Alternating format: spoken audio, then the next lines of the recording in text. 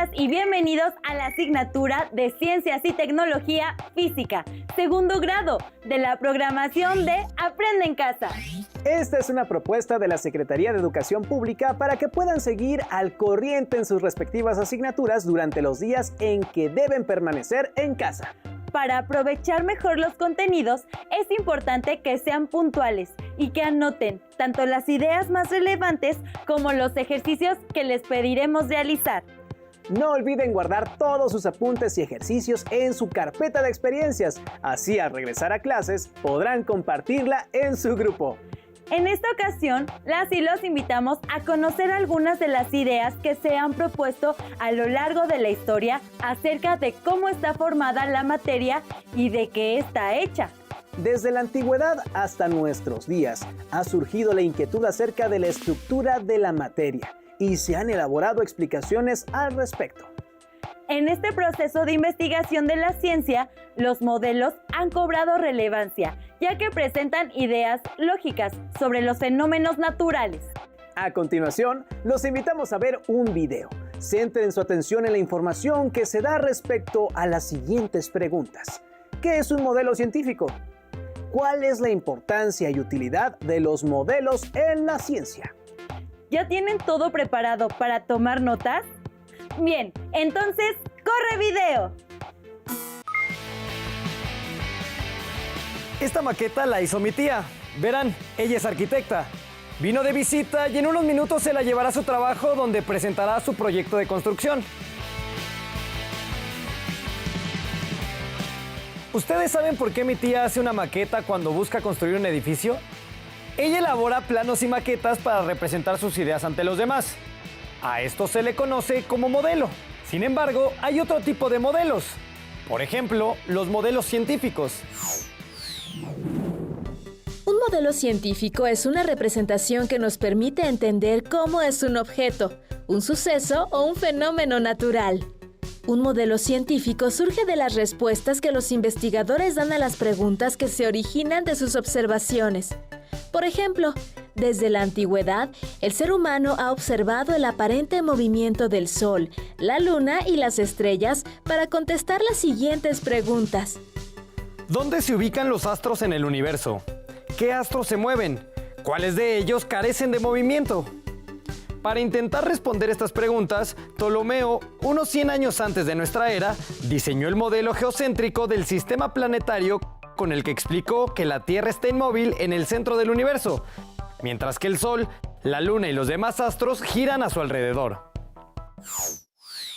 Los modelos científicos son válidos mientras su explicación sea satisfactoria, pero nuevas evidencias generan nuevas explicaciones y pueden inspirar la formulación de nuevos modelos.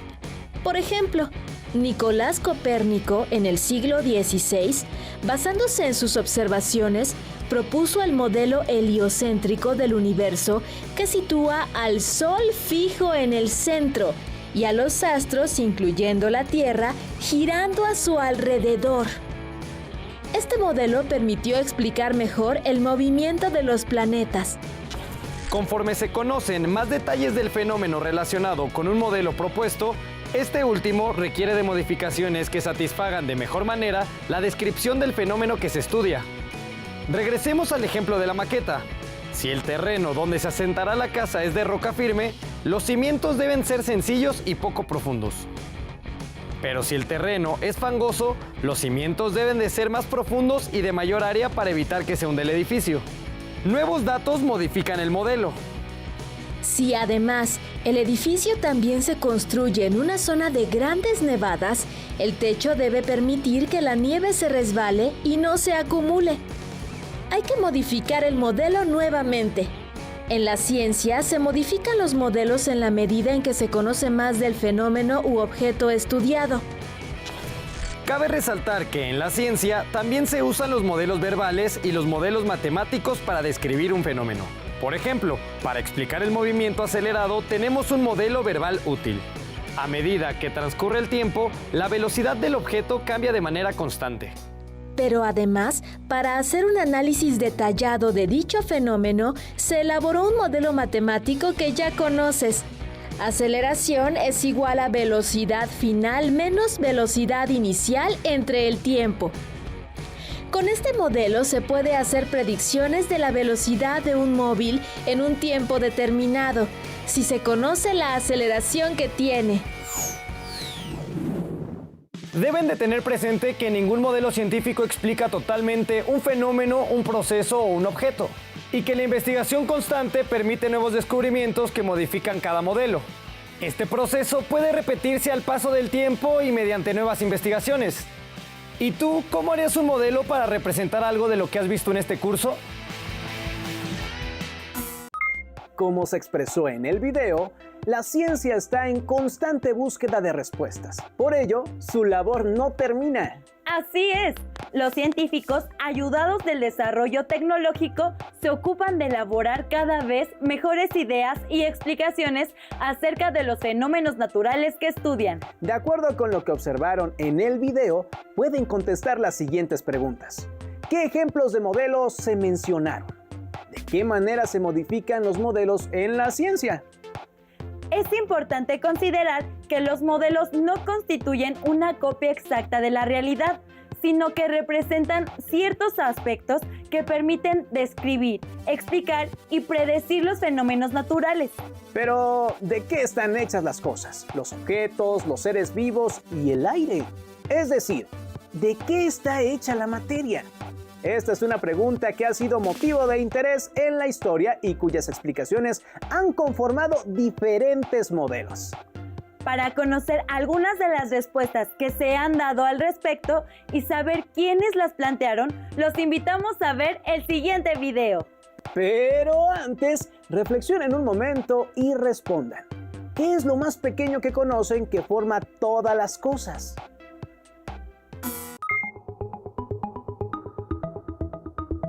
¿Te has preguntado de qué está hecho todo lo que nos rodea?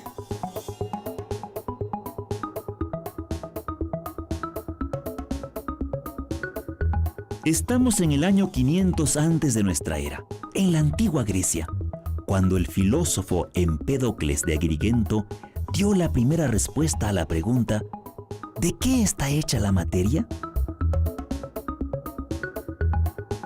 Postuló la teoría de los 4 elementos. Todo está formado por una mezcla de aire, tierra, agua y fuego.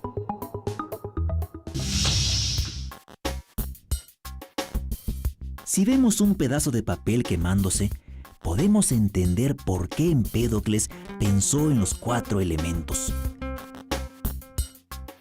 El aire, el fuego, la tierra representada en las cenizas y el agua. Hagamos otro ejercicio. Tomemos un objeto cualquiera, por ejemplo, una manzana. La cortamos en varias partes y así sucesivamente. Pero, ¿cuánto más la podemos dividir?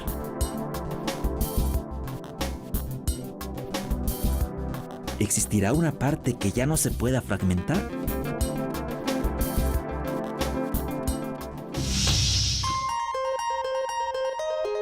El filósofo Demócrito llamó a la parte más pequeña de una cosa átomo, que significa sin parte, sin división.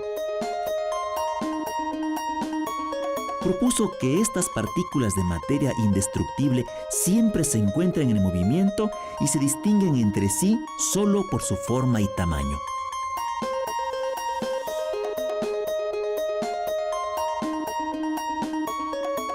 En el siglo III antes de nuestra era, Aristóteles rechazó la propuesta de Demócrito y retomó la idea de los 4 elementos.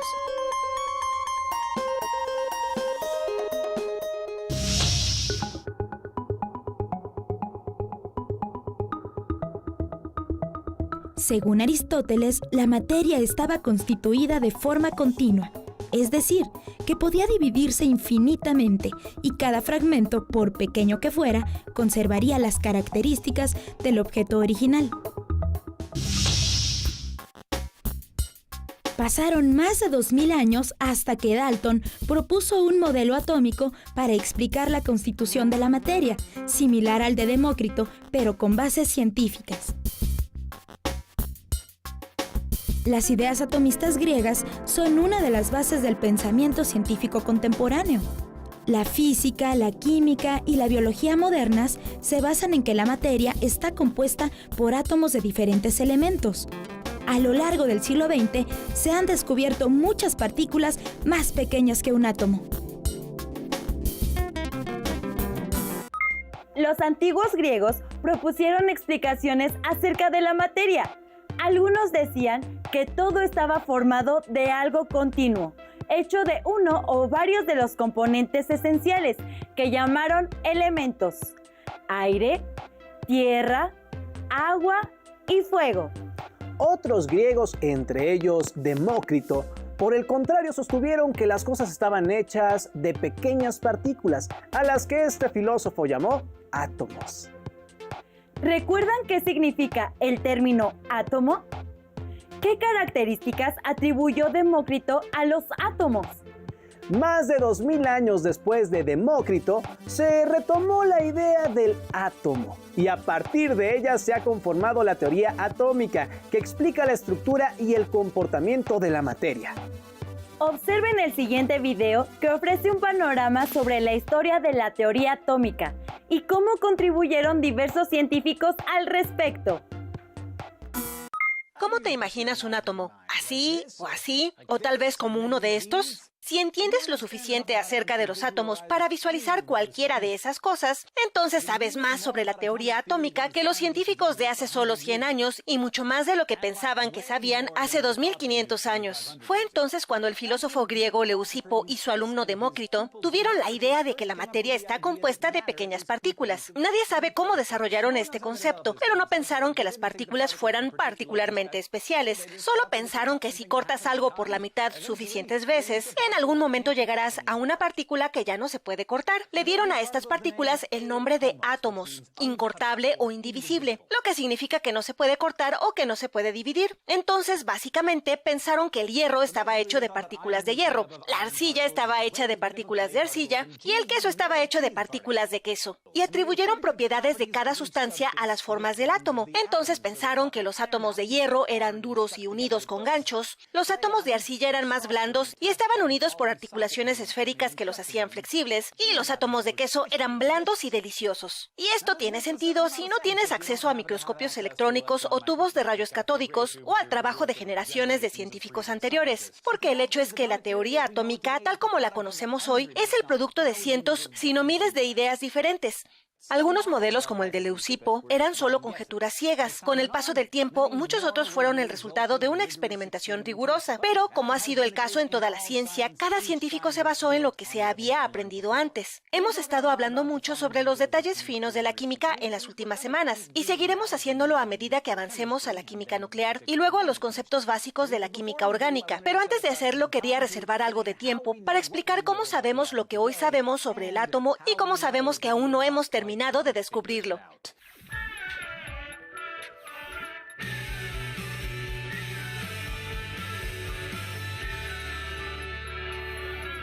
Ahora puedes pensar que una vez que a Leucipo y Demócrito se les ocurrió la idea general de los átomos, sería bastante fácil para otra persona tomar esa pequeña bola indivisible y correr con ella, pero te equivocarías. Los siguientes desarrollos importantes en la teoría atómica no llegarían en los siguientes casi 2300 años. Ya te he contado, por ejemplo, sobre el químico francés Antoine Lavoisier, que propuso la ley de la conservación de la masa, que establece que incluso si la materia cambia de forma, su masa se mantiene igual. Y debes recordar al profesor de inglés John Dalton, quien determinó que los elementos existen como paquetes discretos de materia. Gracias a estas y otras grandes mentes del siglo XIX, se pudo comprender mejor el comportamiento general de los átomos. La siguiente pregunta lógica fue ¿por qué?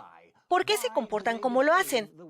Esto condujo a la investigación de la estructura atómica. En la década de 1870, los científicos comenzaron a investigar de qué estaban hechas las cosas utilizando tubos de descarga. Básicamente, tubos llenos de gas con electrodos en cada extremo que emiten luz cuando una corriente eléctrica los atraviesa. Esencialmente es una luz de neón. Debido a que esta luz fue producida originalmente por un electrodo negativo o un cátodo, se llamó rayo catódico y tenía una carga negativa. Pero en 1886, el físico alemán Eugen Goldstein descubrió que los tubos también emitían luz desde el electrodo positivo, básicamente un rayo que se dirigía en la dirección opuesta, lo que significaba que también debía haber una carga positiva en la materia. Goldstein no entendió completamente lo que había descubierto aquí. Me refiero a que los científicos todavía no habían descubierto qué era responsable de la carga negativa en los rayos. Luego, el físico inglés J.J. Thomson llevó la investigación del tubo de descarga más allá. Al medir cuánto calor generaban los rayos catódicos, cuánto podían ser doblados por imanes y otras cosas, pudo estimar la masa de los rayos. Y la masa era aproximadamente 1000 veces más ligera que el hidrógeno, la parte de materia más pequeña conocida en ese momento. Llegó a la conclusión de que los rayos catódicos no eran rayos ni ondas en absoluto, sino que en realidad eran partículas muy pequeñas, muy ligeras y cargadas negativamente. Los llamó corpúsculos. Nosotros los llamamos electrones.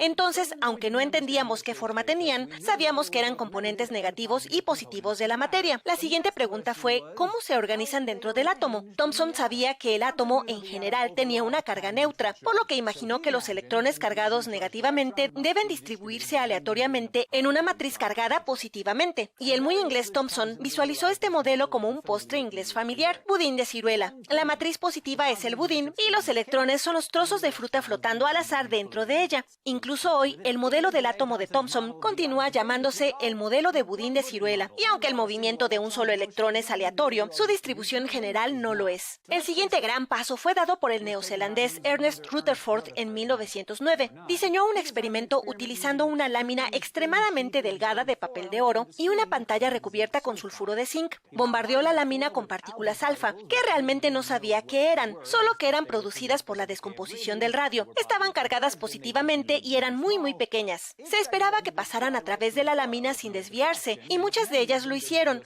pero resultó que algunas de las partículas se desviaron en ángulos grandes y a veces casi hacia atrás. La única explicación para esto fue que toda la carga positiva en un átomo, la carga que repele una partícula alfa, debe concentrarse en un área muy pequeña, un área que llamó el núcleo. Debido a que la mayoría de las partículas alfa pasaron a través de los átomos sin inmutarse, Rutherford concluyó que la mayor parte del átomo es un espacio vacío, y estaba en lo correcto. Rutherford más tarde descubriría que si bombardeaba nitrógeno con partículas alfa, creaba un montón de iones de hidrógeno. Ahora supuso correctamente que estos pequeños iones cargados positivamente eran en sí mismos partículas fundamentales, protones. Ahora nos acercamos a la realidad.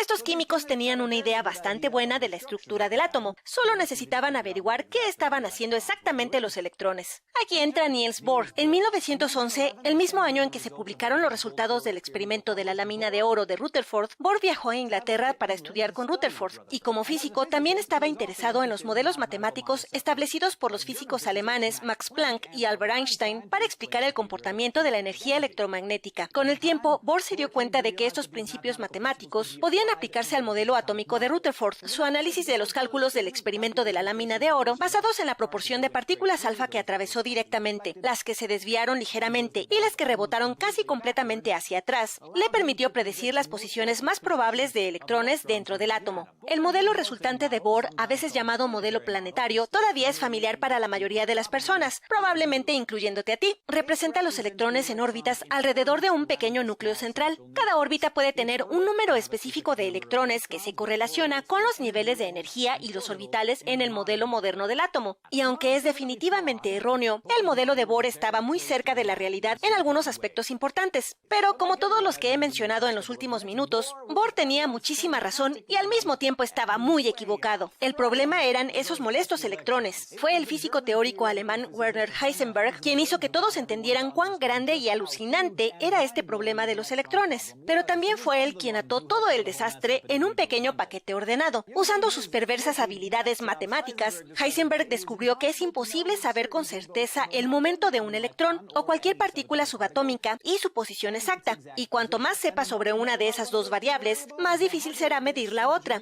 Y si no puedes medir la posición o el momento de un electrón, obviamente no puedes decir con certeza piensa que los electrones en un átomo están perfectamente alineados en órbitas circulares, por lo que él y una nueva ola de físicos y químicos propusieron una nueva teoría, una teoría cuántica, que propone que los electrones no eran partículas u ondas, sino que tenían propiedades de ambos y de ninguno. Con este pensamiento, la disposición de los electrones alrededor de un núcleo solo podría describirse en términos de probabilidad. En otras palabras, hay ciertas regiones donde es mucho más probable encontrar un electrón. Llamamos a estas regiones orbitales. Ya sabes, los mismos orbitales de los que tú y yo hemos estado hablando, los que tienen los nombres S, P, D y F y que forman enlaces sigma y pi. Esas son las cosas que predice la teoría de Heisenberg, y esa es la comprensión moderna de los átomos. Debido a que se basa en la probabilidad, los átomos de estilo cuántico a menudo se dibujan como nubes con una intensidad de color que no representa electrones individuales, sino la probabilidad de encontrar un electrón en cualquier posición en particular. Por esta razón, el modelo cuántico a menudo se llama el modelo de nube del átomo.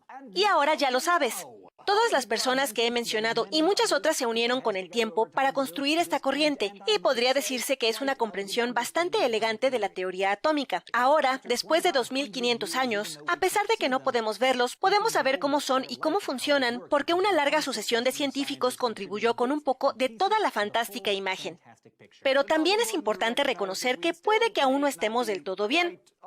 Los contemporáneos de Thomson estaban seguros de que el modelo de budín de ciruelas era correcto. Los científicos de la época de Bohr creían plenamente que el modelo planetario tenía razón. Y hoy estamos extremadamente seguros de que el modelo cuántico es correcto. Pero puede que no sea del todo correcto. Y ahí es donde entras tú. La única forma en que podemos estar seguros es seguir haciendo preguntas y realizando experimentos.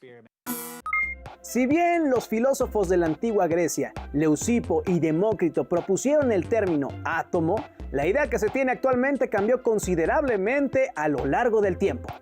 Es interesante notar que las explicaciones de los antiguos griegos están basadas en reflexiones de lo que se puede percibir a simple vista. Ahora se sabe que el átomo está conformado por componentes más pequeños, los protones, que son partículas con carga positiva, los neutrones, partículas sin carga, y los electrones, que son partículas con carga negativa. Los protones y los neutrones se encuentran en una zona del átomo llamada núcleo. Por su parte, los electrones se mueven alrededor del núcleo. Para llegar a estas explicaciones, durante los siglos XIX y XX, diversos científicos, entre los que destacan Dalton, Thomson, Rutherford, Bohr y Heisenberg, realizaron investigaciones y experimentos que permitieron avanzar en el conocimiento del átomo. Algunos de ellos idearon experimentos y se apoyaron en recursos matemáticos para obtener evidencias de los componentes del átomo, con las cuales conformaron modelos novedosos que explicaban características que los anteriores modelos atómicos no permitían. A partir de lo que identificaron en este programa, elaboren una línea del tiempo sobre los avances en el conocimiento del átomo, que incluirán en su carpeta de experiencias.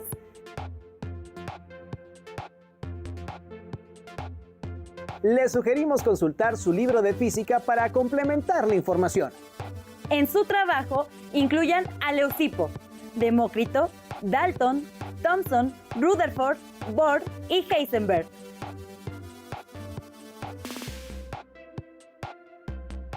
Especifiquen la contribución que realizaron e ilustren con los modelos de los átomos que propusieron.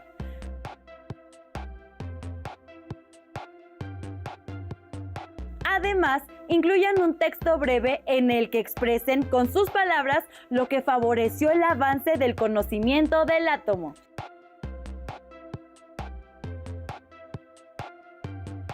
Finalmente, si quieren conocer más acerca del tema, les recomendamos leer el libro Dentro del átomo, de Francisco Noreña, que forma parte de la colección de los libros del Rincón. ¡Nos despedimos! Continúen viendo la programación de Aprende en Casa. ¡Hasta pronto!